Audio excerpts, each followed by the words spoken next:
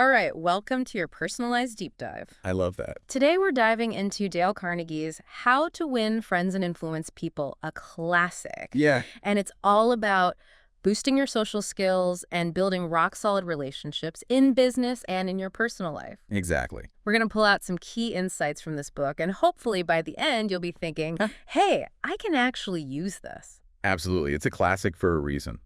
His advice is timeless. And I think it all boils down to those solid relationships and how to build those. Yeah, I mean, he lays out some really fundamental techniques right off the bat. Yeah. And one of the things that struck me was the power of being genuinely interested in other people. It sounds so simple, but Carnegie really drives home how important it is to truly care about what other people have to say. I think that's so important. Yeah. And he doesn't just tell you to do it. He illustrates it with some incredible real-life examples. Yeah. Take the story of Edward Bok, a Dutch immigrant who started with practically nothing, worked his way up to become, this successful magazine editor. And Carnegie attributes, like a big chunk of that success, to Bok's ability to connect with people. He was fascinated by people from all walks of life. Yeah, and he wasn't afraid to reach out to people. Like, he'd write letters to famous people, not asking for favors or anything, purely out of a desire to learn from their experiences. And so many of them responded. Yeah. And like presidents, generals, authors, he built this network Wow. simply by expressing genuine interest. That's incredible. It really highlights the power of just reaching out to someone you admire simply to learn from them. It can open doors you never expected, and it doesn't have to be this grand gesture either, right? Carnegie also talks about the impact of something as simple as a smile. Yeah, a smile is like an instant connection. It makes you approachable. Yeah. And it sends a signal that you're open to interaction. Yeah. And there's a great story he tells about William B. Steinhardt, the stockbroker, who decided to make a conscious effort to smile more. And he noticed a huge difference in how people responded to him. He felt better about himself. Even his business started thriving. That's amazing. Yeah. And so Steinhardt's experience really shows how a conscious effort to be more positive, even something as small as smiling, can have a ripple effect on, your interactions and even your outlook. But then you got to solidify that positive impression. Oh, yeah. Remember their name. Ah, yes, the name. It's more than just a label. It's, for that person, their name is the sweetest sound they can hear. And forgetting it or ignoring it is a surefire way to make someone feel unimportant. So we got the smile. We're remembering names. What's next? So once you've made that initial connection, right, you got to deepen it. And that's where listening comes in. And not just like passively hearing what someone's saying, but truly, truly engaging with their words. He brings up Sigmund Freud. Freud wasn't just brilliant. He was a master listener. Yeah. And that's what made people open up to him. And Carnegie is saying, you, the listener, can cultivate that same skill. Absolutely. It's about going beyond that surface level and creating a space where someone feels seen and understood. You could even think of it as different layers of listening, like active listening, where you're really focused on the speaker. Yeah, yeah. And then like empathetic listening, where you're trying to understand their emotions as well as their words. Right. Those are skills that can truly transform your relationships. Okay, so we're being genuinely interested, we're smiling, remembering names, and truly listening. Yeah. This is making me want to go out and practice all of this, like right now. What else does Carnegie suggest to make those connections really stick? Well, he talks about steering conversations towards the other person's interests. There's this great story about a hotel guest who was completely blown away by a salesman. Now, the salesman could have just stuck to business, but instead he took the time to learn about the guest's passion for raising prize-winning dogs. And that genuine interest really won the guest over, laid the foundation for a strong business relationship. It's a good example of how finding common ground can make all the difference. But does this feel, I don't know, manipulative? Like we're tricking people into liking us? That's a valid concern. Yeah. I think the key here is sincerity. Yeah. It's not about pretending to be interested in something you're not. Yeah. It's about finding those genuine points of connection and showing that you value the other person's perspective. Yeah. And I think Carnegie's point is that everyone, from a CEO to a cashier, wants to feel important, wants to feel respected. Right. It's a fundamental human need. Yeah. And he even shares an example of this restaurant owner who transformed his entire business simply by acknowledging the importance of his employees. He would express genuine appreciation for their work, make them feel valued, and it had this amazing ripple effect. Morale improved, service got better, the business thrived. It's amazing, isn't it? It really is. It makes you think about the impact we can have, if we all consciously practiced these principles. It's about recognizing that everyone has something to offer. Yeah. And that by treating people with respect and genuine interest, we can create more positive and fulfilling interactions. Okay, so we've covered a lot of ground already. We've talked about the importance of genuine interest, smiling, remembering names, truly listening, Yeah, and steering the conversation towards the other person's interests. absolutely. It's all about building those authentic connections. And it's amazing how these seemingly small things can have such a big impact. And that's just the foundation. Right. Carnegie then takes us to that next stage where we explore how to win people over to our way of thinking, which Oh, yeah. that can be a bit trickier. Yeah, that sounds like a whole other level. It is. Building those strong relationships is really just the first step. Right. Now, Carnegie takes us to the next level. How to navigate the tricky terrain of getting others to see your point of view. Oh, this is where I always seem to get into trouble. Always ready to jump into a debate or correct someone's grammar. I feel that. But Carnegie's advice on this was a real eye-opener for me. He starts with a pretty bold statement. Avoid arguments altogether. Avoid arguments. Now, how are we going to get anything? Right, that's what I thought. But he argues that even when you win an argument, you often damage the relationship.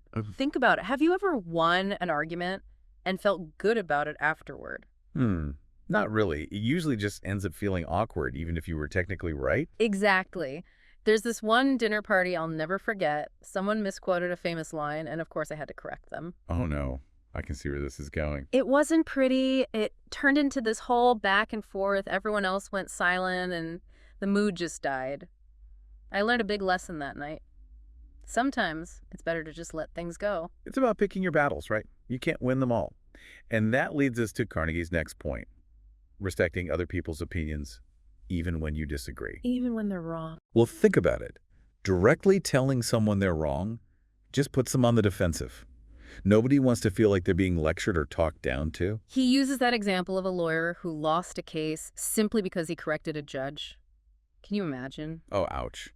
That's got to sting. Talk about a bruised ego. It really shows how our need to be right can actually backfire. Yeah, it's a good reminder that sometimes being agreeable is more effective than trying to prove our intellectual superiority. So we're avoiding arguments and respecting opinions, even when they differ from our own. What happens when we're the ones who've made a mistake? That's a great question. And Carnegie is a firm believer in admitting your mistakes quickly and sincerely. Makes sense. He tells a really powerful story about a father who was estranged from his son. The turning point in their relationship came when the father publicly acknowledged his mistakes, and it led to reconciliation and a much stronger bond. Wow, that's amazing. It really shows how vulnerability can be a strength, especially when it comes to repairing relationships. So let's say we need to have a difficult conversation, but things haven't completely fallen apart. What's the best way to approach it? Carnegie suggests going in with a friendly, gentle approach. Avoid being confrontational right off the bat. So don't just come out swinging. Exactly. He illustrates this with a story about an engineer who was trying to negotiate a rent reduction with his landlord. Oh, that sounds like a recipe for disaster. You'd think so, right? But this engineer went in with a completely different attitude. He was friendly, he complimented the landlord, and he even expressed understanding for his position. And what happened? Did the landlord just kick him out? Nope. Quite the opposite. The landlord agreed to the rent reduction without a fight. Wow, so it really worked. It's a classic example of how a little bit of honey can go a long way. So much better than vinegar. Okay, so we've covered the basics of building relationships, and we've learned how to navigate those potentially tricky conversations. What's next in Carnegie's playbook? He then moves into the realm of leadership, where positive reinforcement is key. Leadership, interesting. Okay, tell me more. He kicks things off by talking about the importance of praising and honestly appreciating good work. It's something we all know we should do, but it's easy to forget in the hustle and bustle of everyday life. I'm definitely guilty of that. He points to Charles Schwab, a highly paid executive in the steel industry, as a prime example. Schwab believed that his success stemmed from his ability to inspire enthusiasm in others through genuine appreciation and encouragement. He understood that people thrive on positive reinforcement. So it's about catching people doing things right rather than just focusing on their mistakes. Exactly. But does that mean we should avoid giving constructive criticism altogether? Is there ever a time when it's appropriate? There's definitely a place for constructive criticism. But even when addressing mistakes, Carnegie recommends a more, well, a subtle and indirect approach. I see, I see. So how do you do that? Well, he tells this great story about an army sergeant who wanted his recruits to get proper haircuts. Instead of barking orders, he got a haircut himself, even though his hair was already regulation length. And then he casually mentioned to his recruits that they might want to follow his lead. Did it work? Absolutely. The recruits saw their leader taking the initiative, and they followed suit. Wow, it's leadership by example. Exactly. And that ties in nicely with Carnegie's next point. Huh. If you do need to correct someone directly, start by acknowledging your own imperfections. So kind of like saying, hey, I make mistakes too. We're all learning and growing. Exactly. It's about creating a safe space for learning and growth. When we acknowledge our own imperfections, we make it easier for others to accept correction. I learned this the hard way when I was teaching my niece, Josephine, how to bake. At first, I was constantly jumping in, correcting every little thing she did. No, that's not how you do it. Oh, I can just imagine how that went over. It was a disaster. She was getting frustrated, I was getting impatient, and the cookies were definitely not turning out well. So what did you do? I had this aha moment. I started talking about all the baking disasters I had had over the years, and suddenly she was much more receptive to my suggestions. It was like, by admitting my own flaws, I gave her permission to make mistakes too. You created a connection, and that opened her up to learning. It's about building that trust and rapport. Okay, so we're praising good work, we're handling mistakes constructively. What's the final piece of Carnegie's leadership advice? He suggests replacing direct orders with questions. Now that sounds intriguing. How does that work in practice? It's about engaging people in the decision-making process. Instead of telling them what to do, you ask questions that guide them towards the solution. Oh, I see. So it's more collaborative. Exactly. Carnegie uses this example of a factory manager who's faced with this challenging order. Instead of dictating solutions to his employees, he involved them in the problem-solving process. He asked questions like, what do you think we could do to improve this? And how can we make this process more efficient? I bet the employees felt a lot more ownership over the project. Absolutely. They felt empowered and motivated, and they came up with some truly innovative solutions that they might never have considered if the manager had just barked orders. The order was completed successfully, and everyone felt good about the process. It really highlights the power of tapping into the collective wisdom of a team. I love how Carnegie's advice, even though it was written decades ago, is still so relevant today. It's not just about climbing the corporate ladder or getting ahead. It's about building genuine connections and creating a more positive and fulfilling way of interacting with the world around us. Absolutely. It's about understanding human nature and tapping into those core desires. We all share the need to feel valued, respected, and understood. And when we approach our interactions with that in mind, it can make a world of difference. Wow, we've covered a lot of ground in this deep dive. From the fundamentals of building relationships to the nuances of leadership, Carnegie's book is packed with so much practical wisdom. It really is. And it all comes back to his deep understanding of human nature, that uncanny ability he had to tap into those universal desires that we all share. Speaking of which, there's this one passage that really stood out to me. Carnegie talks about the power of sincere appreciation. And he uses some pretty surprising examples, like Al Capone and Jesse James, to illustrate his point. Yeah, it seems counterintuitive, right, to think that these notorious criminals, even they, crave to be seen as, good. Deep down, everyone wants to feel like they're doing the right thing, even if their actions suggest otherwise. Absolutely.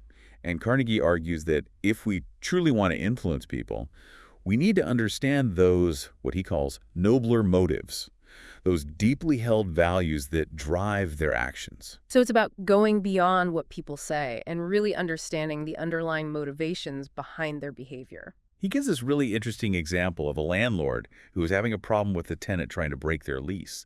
Now, the landlord could have easily taken a hard line, threatened legal action, but instead he went in with a totally different approach. What did he do? He appealed to the tenant's sense of fairness. He explained that he was depending on that rental income to, support his family. And he asked the tenant to reconsider breaking the lease based on that shared sense of responsibility. Wow, that's powerful. Did it work? It did.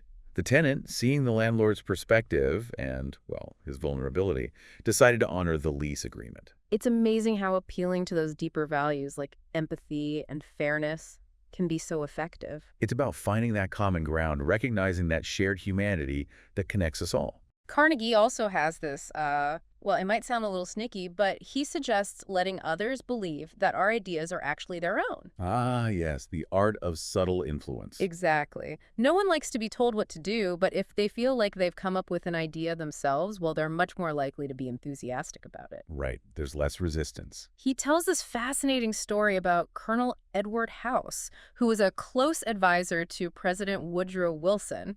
House was known for his ability to, well, to subtly influence the president, and his secret was to plant ideas in Wilson's mind without making it obvious that they were, his ideas. And it worked. Brilliantly.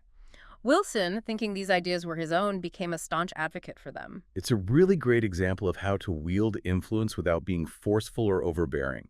It's about guiding people, not dictating to them. It's about respecting people's autonomy, but still kind of nudging them in the right direction. And another great technique Carnegie talks about is the power of dramatizing your ideas. Ah, yes. Making your ideas memorable and impactful. He tells a great story about a salesman who was trying to convince a hotel manager to buy new towels. Yeah, this is a classic. Instead of just listing all the features and benefits of the new towels, the salesman did something totally unexpected. He brought in a microscope. A microscope to sell towels. I know, right? It sounds crazy.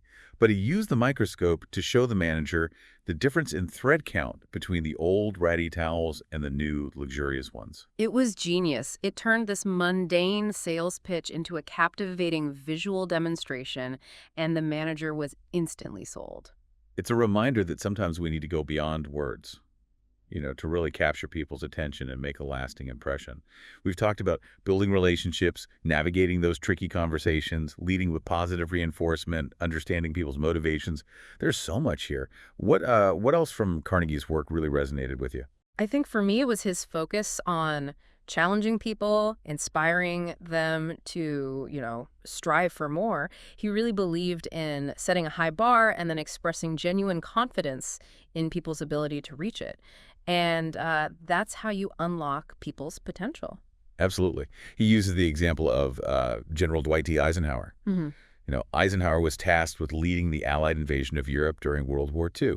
Talk about a daunting challenge. It doesn't get much bigger than that. But instead of focusing on the risks and the uncertainties, Eisenhower rallied his troops by emphasizing the importance of their mission, their courage, and their ability to achieve victory. And of course they did. It's a testament to the power of belief in ourselves and in others. So we've explored a lot of ground in this deep dive. We've examined a whole range of principles and techniques for building stronger relationships and, becoming more influential. But what does it all really mean for you, the listener? That's the key question. Which of these principles really spoke to you? And more importantly, what's one small step you can take today to put it into practice in your own life? Maybe it's being more mindful about truly listening to someone, really trying to understand their perspective. Or perhaps it's going out of your way to acknowledge someone's efforts and express your appreciation. Or maybe it's choosing to step back from an argument and, look for common ground instead. Whatever it is, remember that even small changes can have a big impact. Start with one principle, one action, and pay attention to how it affects your interactions with others. Because at the end of the day, that's the heart of Carnegie's work, to give us the tools to build more positive, more fulfilling relationships. And hey, who knows? Maybe we'll all learn to win friends and influence people along the way. Keep diving deep and keep those connections strong.